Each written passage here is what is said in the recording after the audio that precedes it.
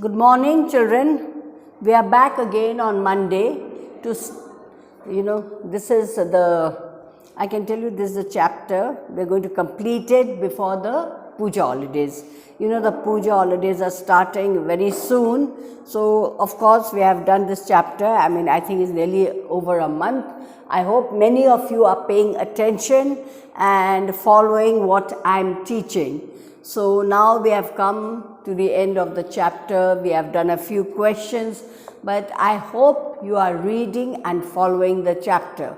Please, children, if you don't understand like I told you before, please do get back to me. Well, we were talking about Oliver is rescued. Now, this is a part from the book Oliver Twist. So, you know that this is just one part where he meets Dodger, goes to Fagin, and Fagin sort of trains him not to be someone good, but someone who can bring him money. Now, what happens in the last bit of the chapter, Dodger takes Oliver to a bookstall, where a man is looking at books, and then over there, what he does is, he picks the pocket of the man and Dodger runs away. But at that moment, Oliver, he tries to run, but he falls down and he is blamed for stealing money from this man. Now, as everybody runs towards him, he goes there, but then he suddenly realizes that man looks at him and that man finds him quite familiar. He looks at him and everybody starts shouting, call the police, give him to the police. But that man looks at him and then as if to recognize him, and then he says, no, we will give him another chance. So, we had come to the comprehension part of the lesson. Now, in that, we had finished page 99. I hope everybody has done. It was very easy. It was just to write the numbers and to write the answers in that boxes. Have you understood? That I hope everybody has done. You can do it in your readers also. It's very, very easy. Now, we had come to the reference to context, where we had finished number 4. We were discussing number 5, but due to time shortage, we couldn't do much. Well, anyway, let's all open to page 100, number 5. No, he deserves a chance, replied the gentleman. Who is he in this line? Now, who is he? He is Oliver Twist, the little boy. He is the person in this line. What kind of a chance do you think the gentleman gives him? Well, your opinion might be different, like I said, since we can't discuss or I can't ask you. But I think the kind of chance the gentleman gives him, I think, my opinion, is that he doesn't hand him over to the police, but then he tells him that, because that was the end of the story, so we don't know what exactly happened. So he must be saying he takes him somewhere, because after that we don't know what happens unless you read the full story, Oliver Twist, then you'll come to know. Well, then below that we have come to reflect and answer. Now, over there we will discuss a few things.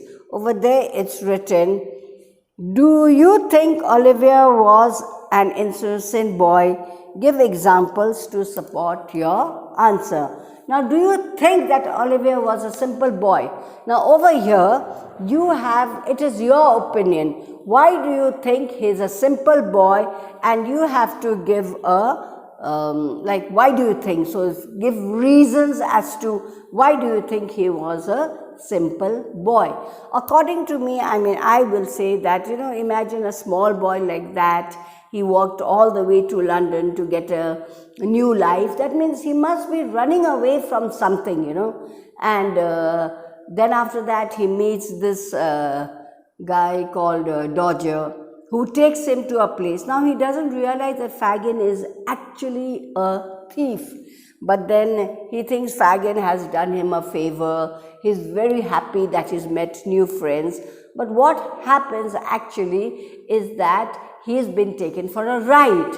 Have you understood? He has been taken for a ride. He is a very simple boy, but he's been taught, to do all the wrong things by Dodger and Fagin. Now, you have to give your own examples to support your answer. Have you understood? I have said my bit, but if you feel that he is not innocent or innocent, then you have to give your own answers. Reflect and answer. That the second one is, the seventh one. Was Dodger's friendship with Oliver true? Did he give good intention? Did he, have good intentions? Was thing.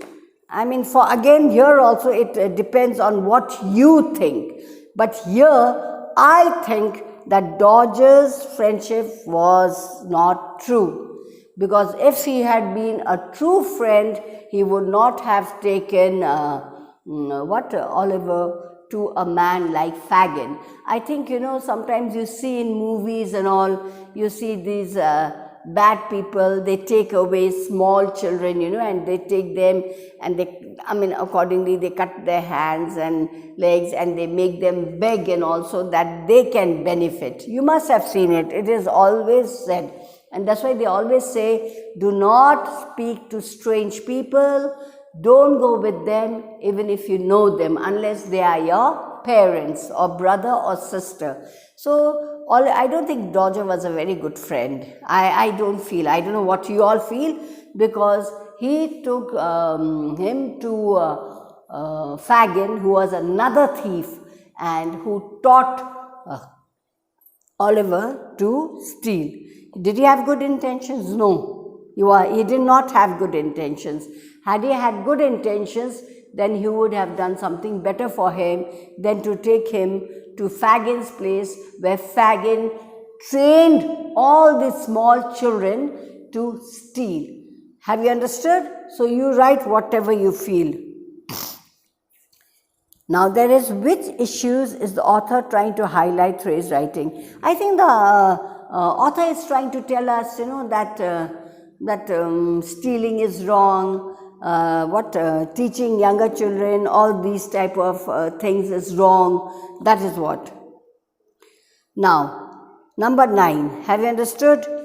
You spot a small child standing outside the shop. Now, you are walking, you go to a shop, you come, and then you see a small child. He's standing outside the shop. Like when you are going from here, there are so many shops on your way, isn't it? You don't have to go to town to see whether there's a shop. When you're going, you'll see so many shops and all. And then you see a small child. He or she looks lost, like, the child is looking here and there as if doesn't know his way, doesn't know where to go, what to do, like that. And then what would you do? Children, what would you do if you see a child standing outside a shop, looking here and there, looking lost, or maybe even crying and all? What would you do? Now, there are 4 squares over there.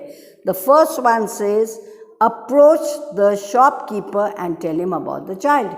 Maybe you'll go in and you'll tell the shopkeeper that the child is there. But maybe you won't, sometimes you might not go inside, but then you will tell the shopkeeper about the child.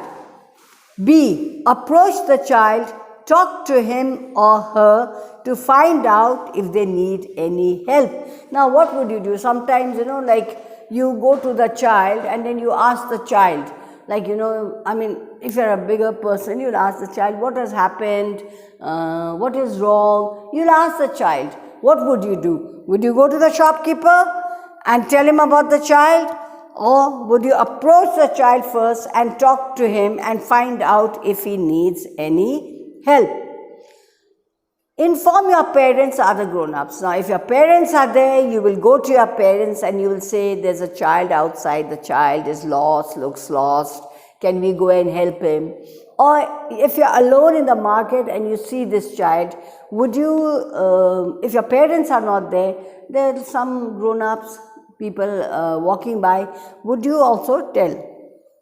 Inform your thing that we've done. Number D, inform the police. Now this is a little difficult, inform the police, like suppose at, you're a little not so big, you're thinking, like I don't think you would like to go straight to the police station, because some of you won't even know where the police station is, isn't it? So you won't like to go to the police station and ask the police, isn't it? So what would you do? Now it depends, what would you do? Whether if it's A, you tick A, if it's B, you tick B, if it's C, you tick C, and D. And think about how we have sometimes there are people who need help. Like in school also, we always tell you when the new children come in, please don't bully them, look after them, because they've come to a new surrounding, they are lost, they are crying, and there are many people, who tease them, they gang up against that new boy, and they tease them and all, which is not right. We always tell you that if there's a new boy in the class, or if there are new children in the class, what you should do is go to the child, help him to feel at home, tell him that if he needs anything or doesn't know any place in the school, that he should ask you for help. Have you understood?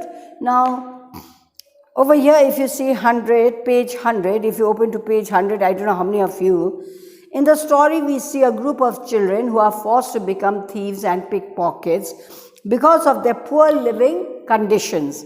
In 1919, the United Nations Convention on the Rights of the Child set out a list of rights of children under 18 years. Some of them are listed. Now, these are the rights.